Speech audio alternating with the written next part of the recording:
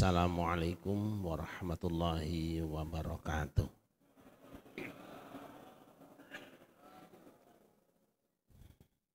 Alhamdulillahi haqqa hamdih.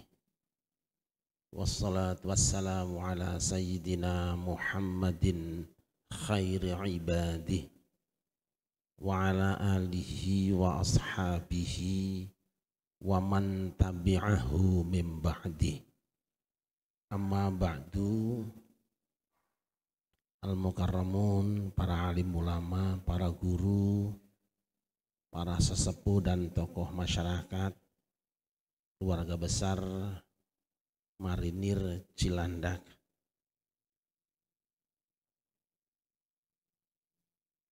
Alhamdulillah, dengan izin Allah malam ini saya kembali dapat sowan silaturahim dengan Bapak Ibu semua. Moga-moga kumpul kita dicatat sebagai ibadah di hadapan Allah Subhanahu wa ta'ala.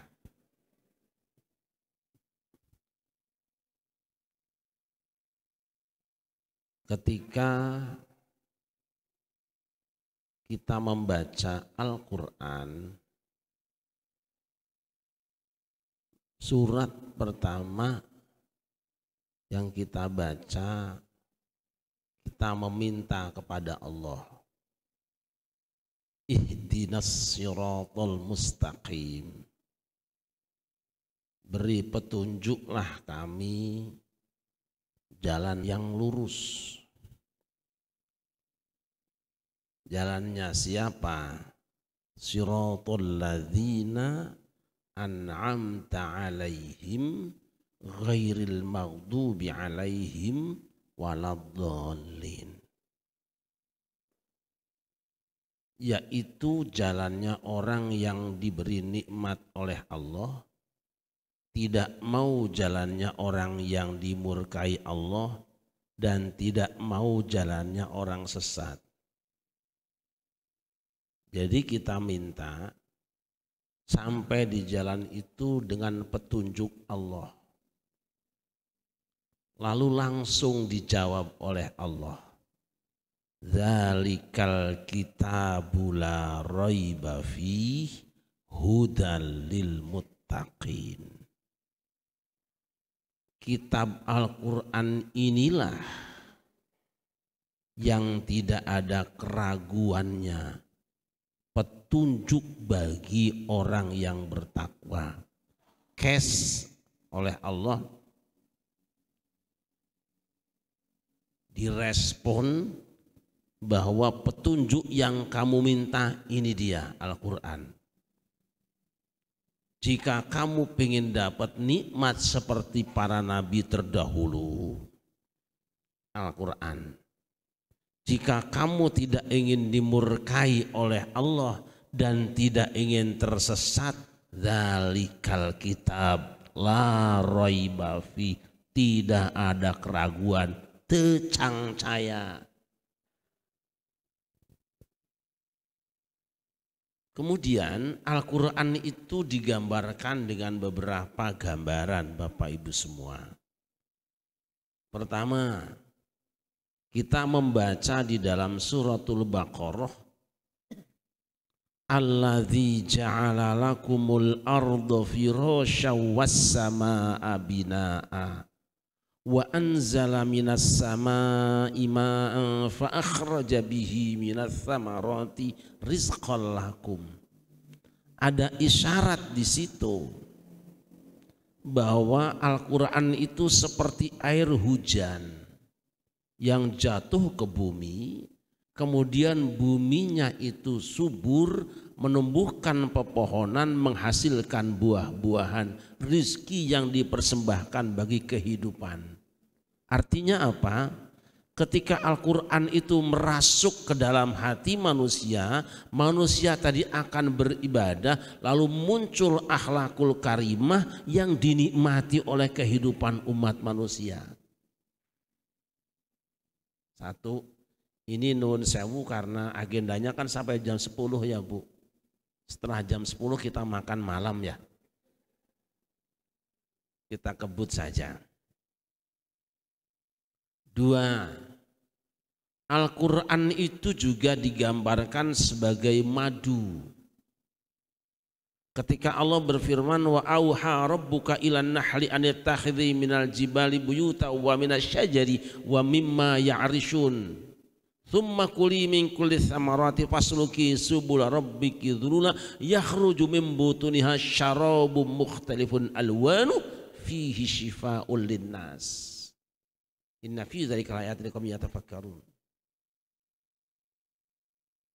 Al-Quran itu seperti madu.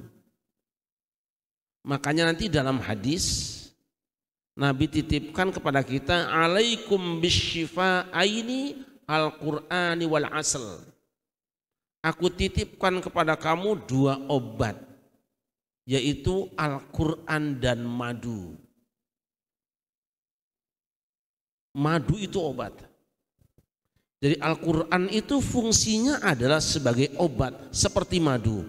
Tetapi madu yang ampuh itu bukan madu yang campur jahe, bukan yang campur telur. Madu yang ampuh itu adalah asalin musaffa, kata Al-Quran, madu yang steril, yang bening, yang tidak dicampur dengan apa-apa. Kita kadang-kadang kan maunya campuran, ditambah ini tambah ini, artinya itu bukan madu asli, itu madunya sudah campuran. Tetapi madu yang paling baik adalah asalin musaffa, madu yang jernih, yang hilang malamnya, hilang kotorannya, dan belum dicampur dengan apa-apa. Kalau kita akan nenggak madu dengan telur, dewe-dewe, madunya sendiri, telurnya sendiri, jangan dicampur, itu yang ampuh. Apa madu? Apa syifa itu? Syifa adalah pemulihan stabilitas tubuh. Artinya ketika Al-Quran digambarkan seperti madu, Al-Quranlah yang bisa mengembalikan stabilitas kehidupan umat manusia. Ketika terjadi gonjang-ganjing tubuh, madu yang difungsikan. Ketika terjadi kekacauan di tengah kehidupan, maka obatnya adalah Al-Quran. Dua, hamba yang dimuliakan. Dah, ini saja. Nah, Al-Quran itu juga cahaya.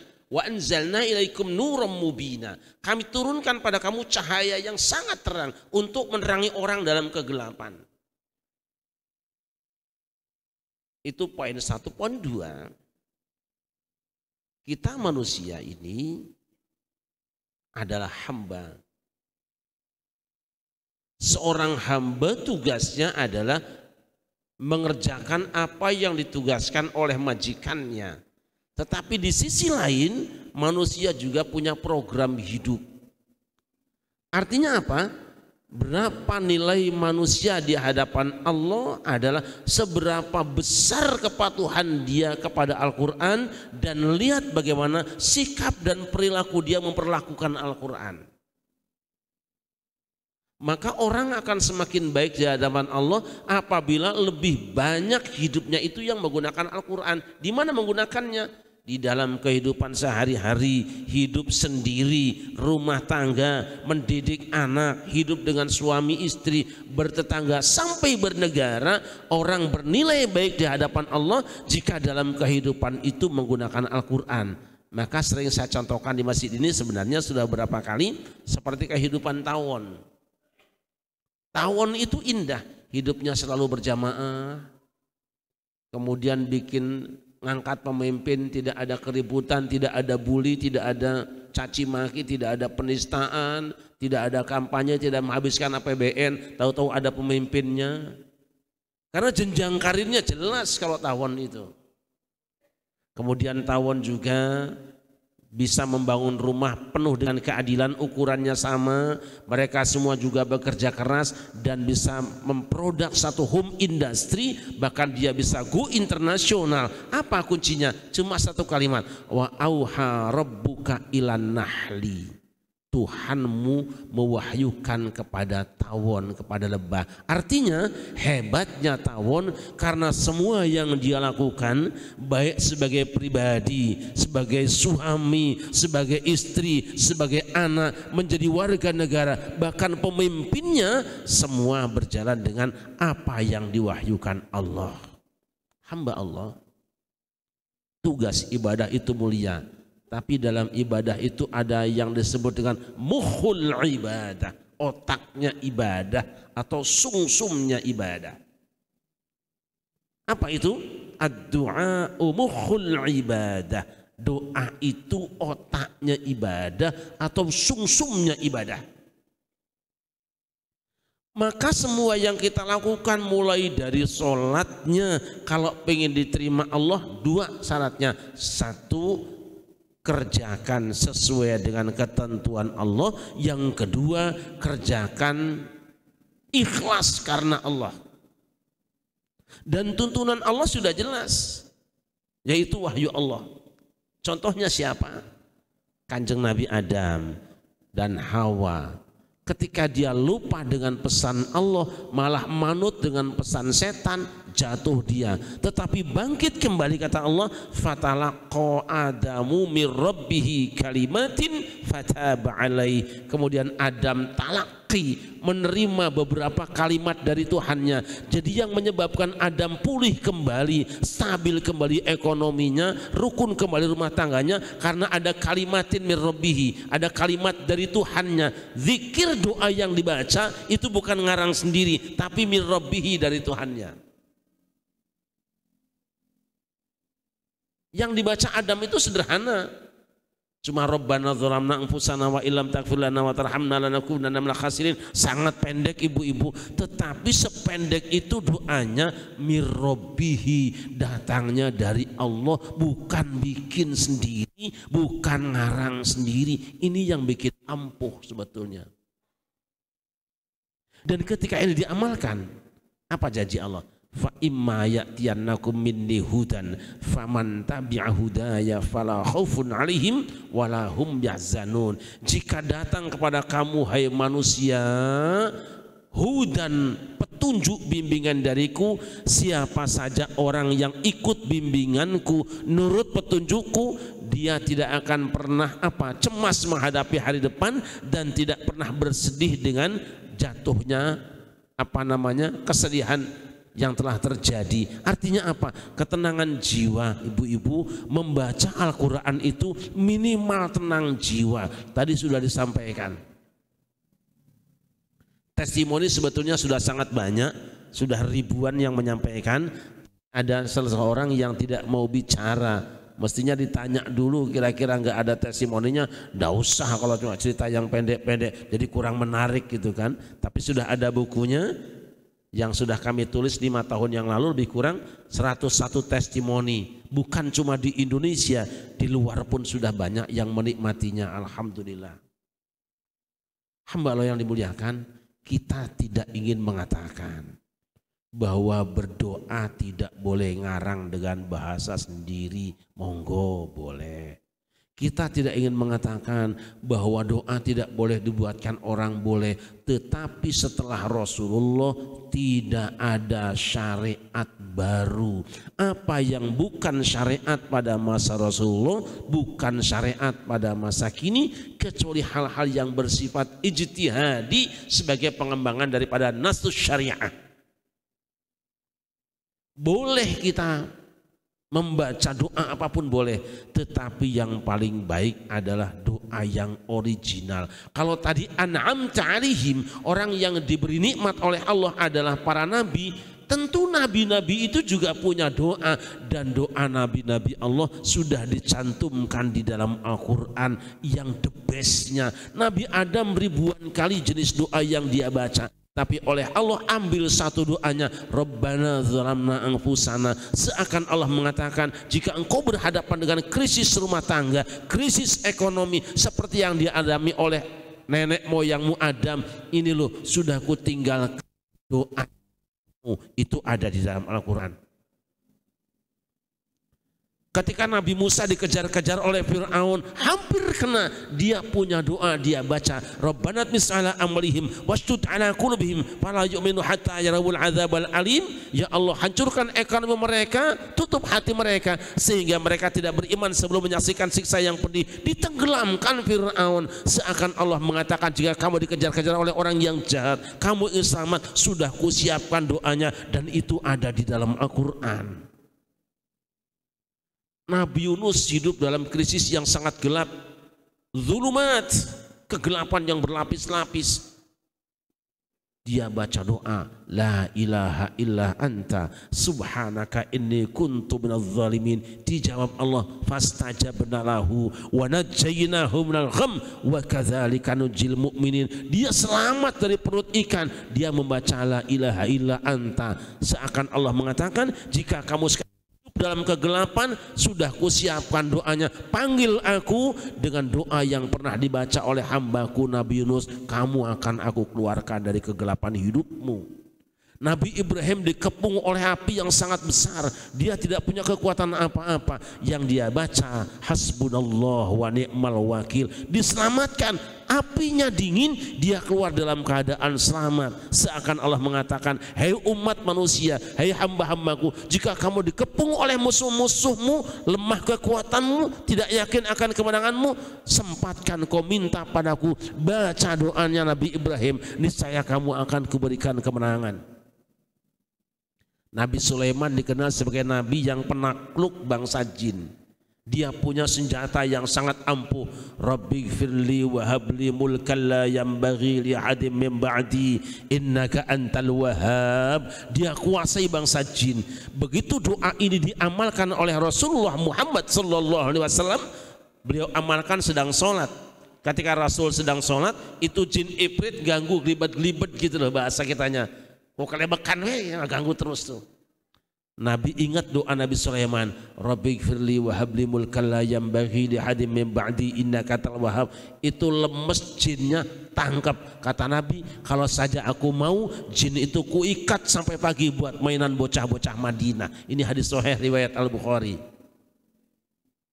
Begitu doanya sudah ampuh, urusan apapun, masalah apapun, Allah sudah siapkan doanya nabi-nabi yang ada di dalam Al-Quran. Kita tinggal klik saja, kita tinggal download saja, dan alhamdulillah doa-doa tadi sudah kami kumpulkan dalam kitab Munajat. Dari kitab Munajat itu adalah doa yang sudah teruji dan terbukti berada di dalam Al-Quran yang pernah diamalkan oleh para nabi. Tetapi keampuhan munajat itu akan hilang apabila kita membacanya ada rasa takabur dan ria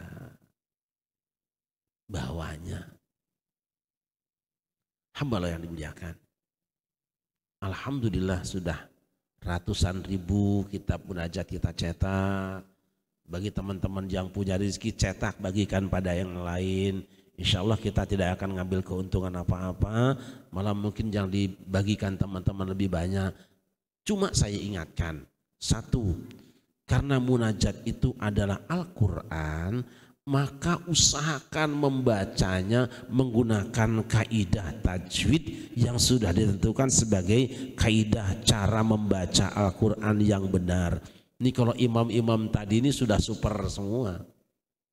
Tadi ada yang WA saya, nih kalau munajat imamnya kayak gini, ini meresep di hati, nikmat sekali. Saya bilang, lah iya, yang bacanya qori semua.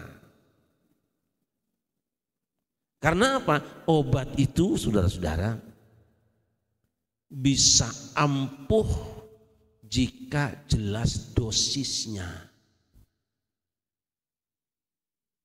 Ini orang Jawa misalnya. Orang Jawa kalau mau ngobati sakit mata itu daun sirih. Tapi sirihnya yang garisnya putih. Itu cukup 1 lembar direndam pakai air panas, nanti airnya buat rambang. 1 lembar ampuh. Tapi kalau 2 lembar enggak kuat mata kita. Seperti itu. Ada orang yang flu minum obat sehari 3 sembuh dia. ada tetangga saya flu, minumnya sekali 13. Alhamdulillah bablas. Pun Al-Quran. Huruf-huruf Al-Quran itu seperti daun-daun bahan obat kita. Kalau yang fasih itu artinya daun nomor 1. Tapi nanti ada yang hurufnya kurang fasih, itu bahannya KW itu. Ada yang zal dibaca zai, izaja, itu daunnya daun ya KW lah gitu bahannya itu. Kurang bagus lah. Nanti beda, tha, sin, shin, sod beda, zal, zai beda, zod itu beda lagi. Kadang-kadang sama ketukar keliru, itu namanya bikin jamu ketukar daun, harusnya daun sirih malah daun pisang seperti itu. Pun ukurannya, kita harus tahu dosisnya. Kalau 3 ya 3, 2, 1 ya 1, lebih tidak baik. Begitulah tajwid. Biasanya kita kalau bikin jamu itu kan 1 siung, 1 iris, 1 senti, jangan lebih. Begitulah mad dalam Al-Quran. Ketika ada mad tabi'i, ada mad jaiz, mad wajib, mad lazim, ukurannya sudah ditetapkan dosisnya oleh Rasulullah, jangan ditambah, jangan dikurangi. Ini sekarang kadang-kadang qori'nya saking bagusnya, saking panjang napasnya, mad arid disukun sampai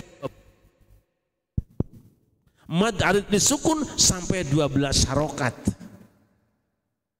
Biasanya bismillahnya, Bismillahirrahmanirrahim. Berapa itu? Itu kepanjangan, keracunan itu. Ada juga yang kependekan. Misalnya sholat. Mad lazim mutawal kilmi. Di dalam mad lazim itu biasanya ada angka 6 tengkurep. Ghairil maghdubi alaihim waladdallin. Lazim itu artinya apa? Ukurannya sama, panjangnya sama. Jangan pendek. Ini ada yang waladdallin. Oh enggak begitu, ini kurang obatnya, enggak ampuh. Satu, mari kita terus pelihara bacaannya dengan sebaik-baiknya. Bagi yang sudah baik, ajari teman kita supaya lebih baik. Bagi yang merasa masih kurang, jangan ragu-ragu. Ini imam kita ini sudah super, semua sudah selesai Qurannya ini. Ini sudah ukuran imam Masjidil Haram. Yang kedua, kadang-kadang kita baca Al-Quran fasih sannya, tapi fasik hatinya. Merasa lebih baik dari yang lain. Sekali kita baca munajat, maka kita harus merasa di hadapan Allah itu sangat rendah tawadhu dengan sesama.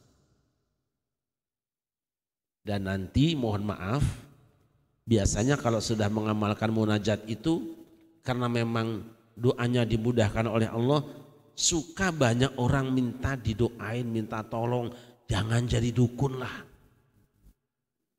Sudah ada dewe-dewe tugasnya itu. Jangan buka praktek, pengumuman, siapa yang ingin didoakan, jangan. Karena doa kita munajat itu diminta atau tidak diminta, semua orang sudah kebagian. Monggo cari Bapak Ibu, kitab doa yang seperti kitab munajat. Setelah Al-Fatihah, doa pertama apa? Rabbi ja'al hadza baladan amina. Ya Tuhanku, jadikan negeri ini negeri yang aman. Itu doa pertama setelah Al-Fatihah. Ketika orang sibuk minta rizki, minta anak saleh, minta jabatan yang tinggi, minta badan yang kuat, minta rizki yang berlimpah, minta dagang yang laris, tapi pengamal kitab munajat setelah Al-Fatihah mohon petunjuk kepada Allah, doa pertama adalah negeri tempat tinggal kita doakan, dan itu 2 kali. Luar biasa. Nanti biasanya seperti itu. Kalau sudah sering baca kitab munajat, tahu-tahu ada orang kesurupan minta ditolongin. Nggak usah pakai syarat, bacain aja kitab munajat.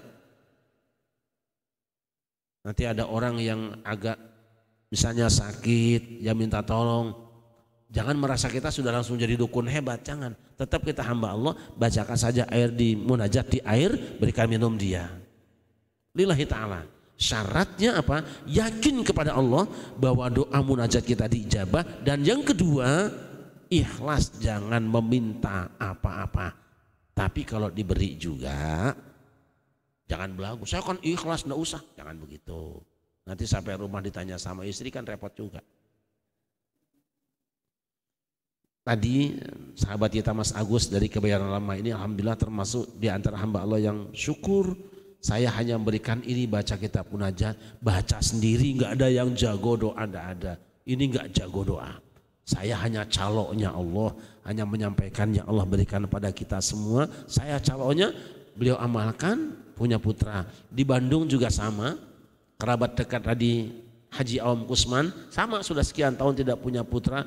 Amalkan saja munajat, tidak usah minta kepada saya, tetaplah kepada Allah mintanya, diijabah juga punya putra. Di Gresik juga ada, di Serpong juga ada. Semua itu karena apa? Karena kita yakin bahwa doa-doa yang ada di dalam Al-Quran adalah doa terbaik. Siapa saja yakin memintanya, insya Allah akan dimudahkan oleh Allah Subhanahu wa Ta'ala. Bapak Ibu semua, saya kira itu saja yang penting saya sampaikan malam ini. Karena niatnya juga kita ingin munajat bareng, mungkin sekedar ketemu lah setahun sekali kita di sini. Kalau bapak-bapak sering, karena saya biasa Jumatan di sini. Kepada teman-teman dari Majelis Munajat seluruh Nusantara yang malam ini berkenan juga menyaksikan lewat YouTube live, kita mohon pada Allah mudah-mudahan kita semuanya istiqomah, tetap mengamalkan kitab munajat, jangan pernah merasa hebat, dan senantiasalah membantu orang-orang yang berhajat. Demikian sekira, mudah-mudahan Allah Subhanahu wa Ta'ala persatukan kita dalam kebaikan dan kebajikan. Terima kasih. Hasbunallahu wa ni'mal wakil. Wassalamualaikum warahmatullahi wabarakatuh. Nyun sewu doa Abi.